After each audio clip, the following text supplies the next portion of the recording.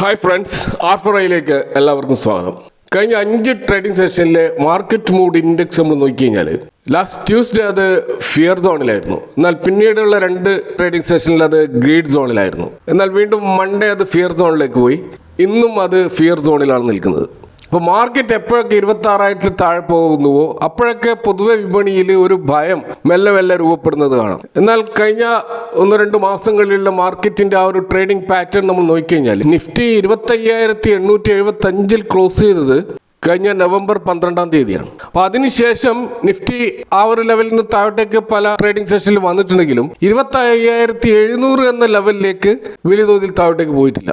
Even intraday law എന്ന് പറയുന്നത് 25,693 മാത്രമാണ്. അതേപോലെ നിഫ്റ്റിയുടെ ഹയസ്റ്റ് ലെവൽ പോയിട്ടുള്ളത് 26,325 ആണ്. അത് ഇൻട്രാഡേ ഹൈ ആണ്, ക്ലോസിംഗ് ഹൈ അല്ല.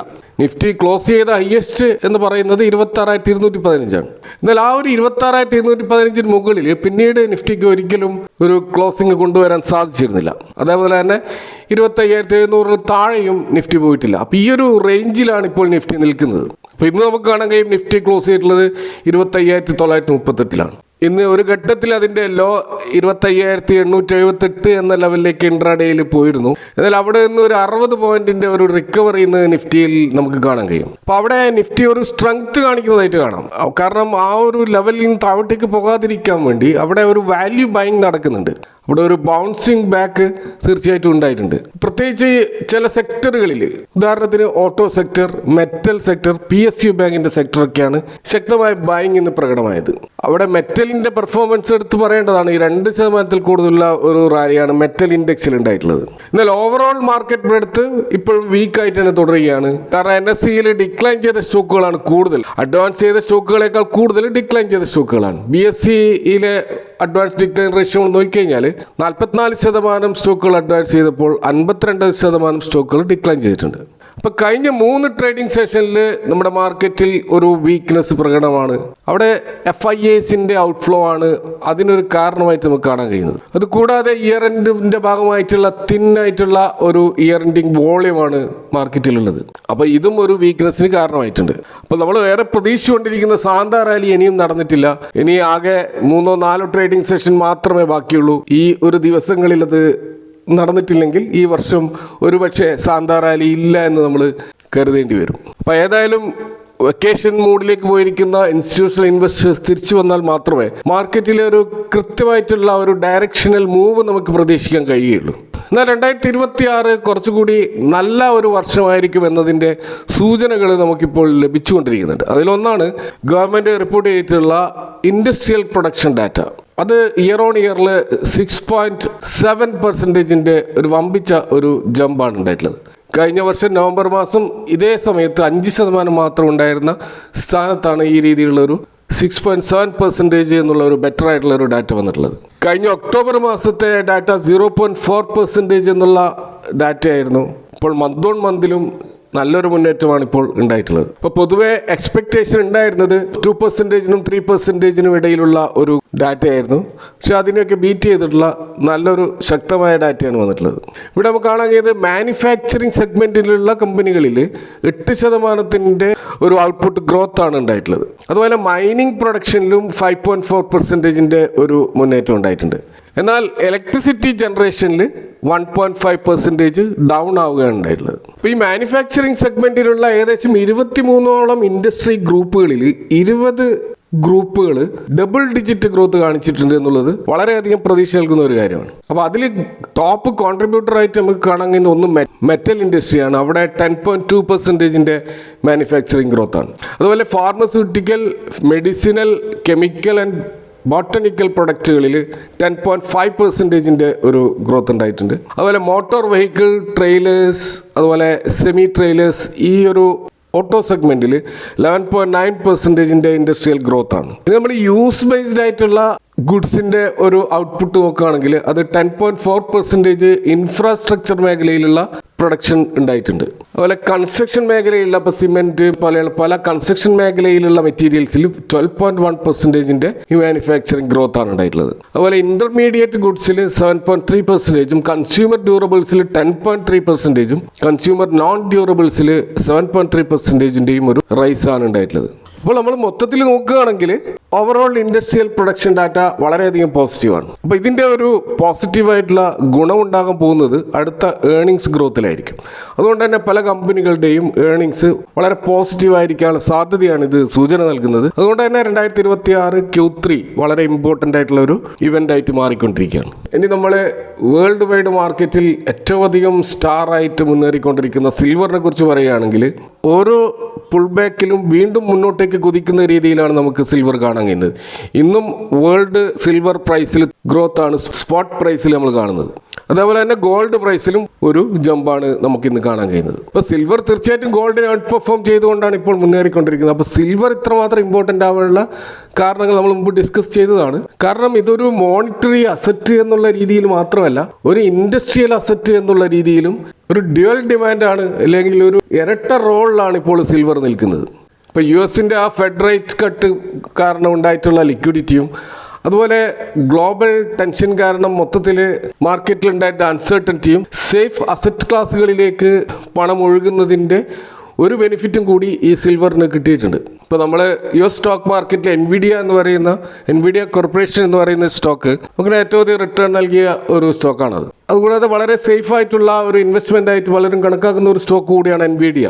അപ്പോൾ എൻവിഡിയയും ഗോൾഡും കഴിഞ്ഞ് കഴിഞ്ഞാൽ ഇപ്പോൾ ഏറ്റവും അധികം മോസ്റ്റ് ട്രസ്റ്റഡ് ആയിട്ടുള്ള ഒരു മെറ്റലായിട്ട് സിൽവർ മാറിക്കൊണ്ടിരിക്കുകയാണ്. ഇപ്പോൾ കഴിഞ്ഞ ഒരു വർഷത്തെ റിട്ടേൺ ഈ 3 അസറ്റുകളുടെയും നമ്മൾ കമ്പയർ ചെയ്ത് കഴിഞ്ഞാൽ എൻവിഡിയയുടെ റിട്ടേൺ 36.9% ആണെങ്കിൽ, അതുപോലെ ഗോൾഡിൻ്റെ റിട്ടേൺ 78.8% ആണെങ്കിൽ, സിൽവറിൻ്റെ റിട്ടേൺ ഓൾമോസ്റ്റ് 150% റിട്ടേൺ ആണ്. അപ്പോൾ വേൾഡ് വൈഡ് നമ്മൾ മാർക്കറ്റ് ക്യാപിറ്റലൈസേഷൻ്റെ അടിസ്ഥാനത്തിൽ അസറ്റുകൾ നോക്കുകയാണെങ്കിൽ ഏറ്റവും മുൻപന്തിയിൽ ഇതുവരെ ഉണ്ടായിരുന്നത് ഗോൾഡാണ്.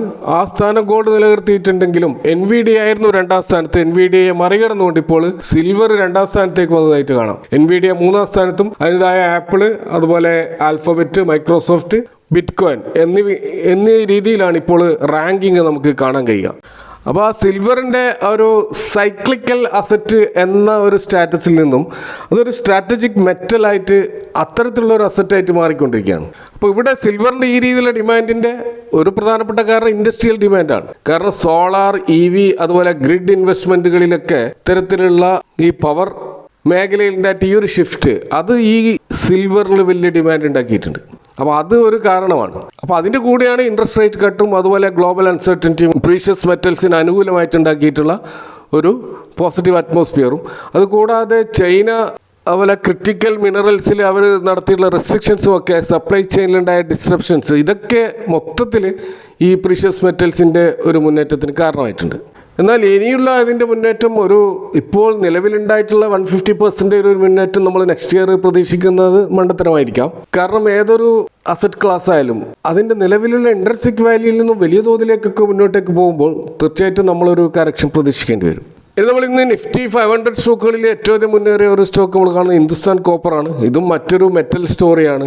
ഇന്നത് 8.93% ഒരു മുന്നേറ്റമാണ് ഉണ്ടാക്കിയത്. അങ്ങനെ ഹിന്ദുസ്ഥാൻ കോപ്പർ എന്ന് പറയുന്നത് മൈനിങ്ങിലും പ്രോസസ്സിങ്ങിലും സെല്ലിങ്ങിലുമുള്ള ഇന്ത്യയിലെ ഒരേ ഒരു മൊണോപ്പൊളി കമ്പനിയാണ് ഈ മേഖലയിലുള്ള. അപ്പോൾ ഗ്ലോബലായിട്ട് ഇൻ്റർനാഷണലി ഈ ഒരു കോപ്പറിൻ്റെ പ്രൈസ് വർദ്ധിച്ചത് അതാണ് ഈ സ്റ്റോക്കിൽ ഇത്ര വലിയൊരു ഡിമാൻഡ് ഉണ്ടാകാൻ കാരണമായിട്ടുള്ളത്. അപ്പോൾ കോപ്പറിൻ്റെ പ്രൈസ് ഇപ്പോൾ പെർ ടണ്ണിന് $12,000 മുതൽ $13,000 വരെയാണ്. അപ്പോൾ ഇവിടെയും ഈ EV അതുപോലെ റിന്യൂവബിൾ ഇൻഫ്രാസ്ട്രക്ചർ മേഖലയിലുണ്ടായിട്ടുള്ള ഇൻഡസ്ട്രിയൽ ഡിമാൻഡാണ് കോപ്പറിൻ്റെ വില വർദ്ധിപ്പിച്ചിട്ടുള്ളത്. ഇതുകൂടാതെ അവിടെ സപ്ലൈ ലിമിറ്റഡ് ആയിട്ടുണ്ട്.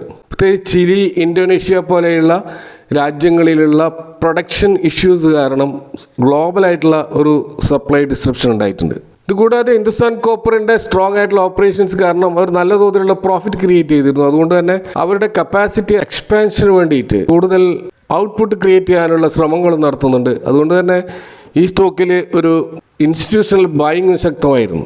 അപ്പോൾ അതൊക്കെ ഈ സ്റ്റോക്കിൽ ഒരു സപ്പോർട്ടായിട്ട് നിൽക്കുന്നുണ്ട്. ഈ സ്റ്റോക്കിലെ ഒരു ടെക്നിക്കലായിട്ട് നമ്മൾ നോക്കുകയാണെങ്കിൽ ഇതിപ്പോൾ അതിൻ്റെ 5 day, 20 day, 50 day, 200 day moving ആവറേജിൻ്റെ ഒക്കെ മുകളിലാണ് ട്രേഡ് ചെയ്യുന്നത്. അപ്പോൾ അവിടെ സ്ട്രോങ് ആയിട്ടുള്ള ഒരു മൊമെൻ്റമാണ് കാണിച്ചുകൊണ്ടിരിക്കുന്നത്. ഏർണിങ്സ് നമ്മൾ കഴിഞ്ഞ പ്രാവശ്യം കണ്ടതാണ്. Net profit 81% year on year growth നടന്നിട്ടുള്ളത്. അതുപോലെ തന്നെ റവന്യൂവിൽ 38% ജമ്പുമാണ് ഉണ്ടായിട്ടുള്ളത്. അപ്പോൾ വളരെ അനുകൂലമായ ഇത്തരം സാഹചര്യം ഉണ്ടെങ്കിൽ പോലും ഈ സ്റ്റോക്കിലുള്ള ചില റിസ്ക് അല്ലെങ്കിൽ അതിൻ്റെ ഒരു ചില കോൺസും കൂടി നമ്മൾ മനസ്സിലാക്കേണ്ടതുണ്ട്. ഒന്നാമത്തെ പ്രശ്നം ഇതിൻ്റെ വാല്യുവേഷൻ തന്നെയാണ്. അപ്പോൾ തീർച്ചയായിട്ടും ഇത്ര വലിയൊരു റാലി നടക്കുമ്പോൾ ഒരു പ്രോഫിറ്റ് ബുക്കിംഗ് അനിവാര്യമാണ്. ഇപ്പോൾ ഷോർട്ട് ടേമിൽ അത്തരത്തിലുള്ള കറക്ഷൻ ഈ സ്റ്റോക്കിൽ ഉണ്ടായേക്കാം.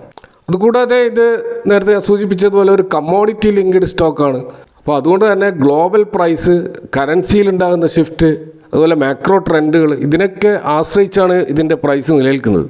അപ്പോൾ ഒരു ലോങ് ടേം ഇൻവെസ്റ്ററെ സംബന്ധിച്ചിടത്തോളം ഹിന്ദുസ്ഥാൻ കോപ്പർ ലിമിറ്റഡിൻ്റെ ഫ്യൂച്ചർ വളരെ ബ്രൈറ്റ് തന്നെയാണ്. അത് എക്സ്പാൻഷൻ സാധ്യതയൊക്കെ ഉണ്ട്. എന്നാലൊരു ഷോർട്ട് ടേം ഇൻവെസ്റ്ററെ സംബന്ധിച്ചിടത്തോളം അവിടെ പുൾ ബാക്ക് നമ്മളെപ്പോഴും പ്രതീക്ഷിക്കേണ്ടി വരും. അപ്പോൾ കൃത്യമായ സപ്പോർട്ട് ലെവലിൽ മാത്രം എൻ്റർ ചെയ്യുന്നതായിരിക്കും ഗുണകരമാകുക. അതുപോലെ ഇന്ന് മാർക്കറ്റിൽ ഒരു കോർപ്പറേറ്റ് ആക്ഷൻ്റെ ഒരു റെക്കോർഡ് ഡേറ്റ് അനൗൺസ് ചെയ്ത് കാണാം. അത് കൊഡാക് മഹീന്ദ്ര ബാങ്കിൻ്റേതാണ്. അവരുടെ സ്റ്റോക്ക് സ്പ്ലിറ്റ് ഇതിനു മുമ്പ് അനൗൺസ് ചെയ്തിരുന്നു. 1:5 എന്നുള്ള അടിസ്ഥാനത്തിൽ ആണ് ആ സ്റ്റോക്ക് സ്പ്ലിറ്റ്. അവിടെ ജനുവരി 14 റെക്കോർഡ് ഡേറ്റ് ആയിട്ട് തീരുമാനിച്ചിരിക്കുന്നത്. അതുകൊണ്ട് ജനുവരി 14 ഡിമാറ്റ് അക്കൗണ്ടിൽ ഈ സ്റ്റോക്ക് ഉള്ളവർക്ക് മാത്രമാണ് ഈ സ്റ്റോക്ക് സ്പ്ലിറ്റ് ലഭിക്കുക. അപ്പോൾ ഇവർ ഇത് ആദ്യമായിട്ടല്ല ഈ രീതിയിൽ സ്റ്റോക്ക് സ്പ്ലിറ്റ് ചെയ്യുന്നത്. 2010 ഇവർ സ്റ്റോക്ക് സ്പ്ലിറ്റ് ചെയ്തിരുന്നു. അന്ന് ഈ സ്റ്റോക്കിൻ്റെ ഫേസ് വാല്യൂ 10 ആയിരുന്നു. അത് 5 ആയിട്ടാണ് അന്ന് സ്പ്ലിറ്റ് ചെയ്തത്. ആ ഒരു 5 എന്നുള്ള ഫേസ് വാല്യൂ ആണ് ഇപ്പോൾ 1:5 എന്നുള്ള രീതിയിൽ വീണ്ടും സ്പ്ലിറ്റ് ചെയ്യുന്നത്. കൂടാതെ 2015 ഇവരൊരു 1:1 എന്നുള്ള അടിസ്ഥാനത്തിൽ ഒരു ബോണസും പ്രഖ്യാപിച്ചിരുന്നു. ഇപ്പോൾ ഈ സ്റ്റോക്കിൻ്റെ പ്രൈസ് നമ്മൾ കാണുന്നത് 2155 എന്നുള്ള പ്രൈസിലാണ്. ഇപ്പോൾ HDFCയും ICICI പോലുള്ള ഏറ്റവും ലീഡിംഗ് പ്രൈവറ്റ് ബാങ്ക് കഴിഞ്ഞാൽ മാർക്കറ്റ് ക്യാപിറ്റലൈസേഷൻ്റെ അടിസ്ഥാനത്തിൽ 3-ാം സ്ഥാനത്ത് നിൽക്കുന്ന സ്റ്റോക്കാണ് കൊഡാക് മഹീന്ദ്ര ബാങ്ക് സ്റ്റോക്ക്. അപ്പോൾ കഴിഞ്ഞ ഒരു വർഷം HDFCയെയും ICICIയും മറികടന്നുള്ള ഒരു റിട്ടേൺ കൊഡാക് മഹീന്ദ്ര ബാങ്ക് നൽകിയതായിട്ട് കാണാം. 24% റിട്ടേൺ ആണ് കഴിഞ്ഞ ഒരു വർഷം കൊഡാക് മഹീന്ദ്ര ബാങ്ക് നൽകിയത്. എന്നാൽ HDFCയുടെ റിട്ടേൺ 11%, ICICIയുടേത് 4% മാത്രമാണ്. എന്നാൽ ലോങ് ടേമിൽ കൊഡാക് മഹീന്ദ്ര ബാങ്ക് ICICIയോ HDFCനെയോ ബീറ്റ് ചെയ്തിട്ടില്ല. അവിടെ ലോങ് ടേമിൽ അവരാണ് നല്ല റിട്ടേൺ നൽകിയിട്ടുള്ളത്. കൂടാതെ കൊഡാക് മഹീന്ദ്ര ബാങ്കിൻ്റെ വാല്യുവേഷൻ ഇപ്പോൾ കുറച്ച് ഹൈ ആണ്. നമുക്ക് കാണാൻ പറ്റും പ്രൈസ് ടു ബുക്ക് വാല്യൂ എന്ന് പറയുന്നത് 2.55 ആണ്. ഇൻഡസ്ട്രിയുടെ പ്രൈസ് ടു ബുക്ക് വാല്യൂ 1.35 മാത്രമാണ്. സ്റ്റോക്കിൻ്റെ PE ഇപ്പോൾ 23 എന്ന ലെവലിലാണ്. ഇൻഡസ്ട്രി PE 14 എന്ന ലെവലിലാണ്. കൂടാതെ സ്റ്റോക്കിൻ്റെ മീഡിയം PE ആയ 21ൻ്റെ മുകളിലാണ് ഇപ്പോൾ ട്രേഡ് ചെയ്യുന്നത്. അതുകൊണ്ട് തന്നെ ഈ സ്റ്റോക്കിൽ നമുക്ക് കാണുകയും ഇതിൻ്റെ 52 വീക്ക് ഹൈയിൽ നിന്നും വലിയ തോതിൽ താഴോട്ടേക്ക് വന്നിട്ടുള്ള, അപ്പോൾ ആ ഒരു ഹൈയിൽ തന്നെയാണ് ഇപ്പോൾ സ്റ്റോക്ക് നിൽക്കുന്നത്. ഏകദേശം 6% ഒരു കറക്ഷൻ മാത്രമാണ് ഈ സ്റ്റോക്കിൽ ഉണ്ടായിട്ടുള്ളത്. അപ്പോൾ ഇപ്പോൾ സ്റ്റോക്ക് സ്പ്ലിറ്റ് ചെയ്യുമ്പോൾ സ്വാഭാവികം നമുക്കറിയാം സ്റ്റോക്ക് സ്പ്ലിറ്റ് ചെയ്യുന്നത് ഇൻവെസ്റ്റേഴ്സിനെ ആകർഷിക്കാൻ വേണ്ടിയിട്ടാണ്. അവിടെ സ്വാഭാവികമായിട്ടും ലിക്വിഡിറ്റി വർദ്ധിക്കും, കൂടുതൽ ട്രേഡ് നടക്കാനുള്ള സാധ്യതയാണ് ഇതിലൂടെ കാണുന്നത്. അപ്പോൾ നമുക്കറിയാം ഇപ്പോൾ നിലവിലുള്ള ഇതിൻ്റെ പ്രൈസ് എന്ന് പറയുന്നത് 2100, 2160 ആ ഒരു റേഞ്ചിലാണ്. അപ്പോൾ സ്റ്റോക്ക് സ്പ്ലിറ്റ് 1:5 എന്ന അടിസ്ഥാനത്തിൽ നടക്കുമ്പോൾ സ്വാഭാവികമായിട്ട് ഇതിൻ്റെ പ്രൈസ് 420, 430 എന്ന റേഞ്ചിലേക്ക് വന്നേക്കാം. അപ്പോൾ ഇതൊക്കെയാണ് ഇന്നത്തെ മാർക്കറ്റുമായി ബന്ധപ്പെട്ട് നിങ്ങളുമായിട്ട് ഷെയർ ചെയ്യാനുള്ളത്. ഈ വിഷയങ്ങളുമായി ബന്ധപ്പെട്ട നിങ്ങളുടെ അഭിപ്രായങ്ങളും കമൻറ്റുകളും അറിയിക്കാം. Thanks for watching. See you next time with another video.